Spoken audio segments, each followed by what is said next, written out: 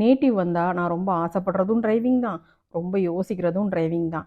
நாம் என்ன தான் பார்த்து பார்த்து கவனமாக வண்டி ஓட்டினாலும் நம்ம கூட சேம் சைடு வண்டி ஓட்டுறவங்களாகட்டும், இல்லை ஆப்போசிட் சைடில் வண்டி ஓட்டுறவங்களாகட்டும், கொஞ்சம் அவங்களுக்கும் கவன பொறுப்பும் சமூக அக்கறையும் கண்டிப்பாக தேவை. ஆனால் சிலர் வண்டி ஓட்டுறத பார்த்தா ரேஸில் வண்டி ஓட்டுற மாதிரியே இருக்குது.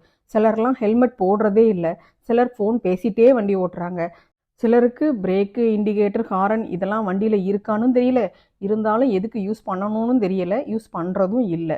சிலர்லாம் நைட்டு வண்டி ஓட்டும் போது லைட்டே போடாமல் ஓட்டுறாங்க. ஸோ ரோட்டில் போகும்போது இப்படி ஒரு வண்டி போகுதானே தெரியறதில்ல. பக்கத்தில் போனால் தான் ஆமாம் வண்டி போய்கிட்டு இருக்கு அப்படிங்கிற மாதிரி இருக்குது. எந்த ரூல்ஸையும் ஃபாலோ பண்ணாமல் அலட்சியமாக வண்டி ஓட்டுறவங்களுக்கு தன்னை பற்றியோ இல்லை தான் சார்ந்த குடும்பத்தை பற்றியோ இல்லை தன் உயிர் பற்றின பயமோ இல்லை அக்கறையோ இல்லாமல் இருக்கலாம். ஆனால் ரோட்டில் போகிற எல்லாருக்கும் அப்படி கிடையாது. அவங்களுக்கு கனவுகள் இருக்கலாம், கடமைகள் இருக்கலாம், அவங்க குடும்ப பொறுப்புகள் இருக்கலாம், அவங்கள நம்பி குழந்தைங்க படிப்பு, திருமணம் அப்படின்னு பல கடமைகள் பலர் காத்திருப்பாங்களா இருக்கும் வீட்டில். ஸோ அவங்களையும் நம்ம மனசில் வச்சு தான் வண்டி ஓட்டணும். காரோ பைக்கோ இப்போல்லாம் அத்தியாவசியமான ஒன்றா இருக்குது.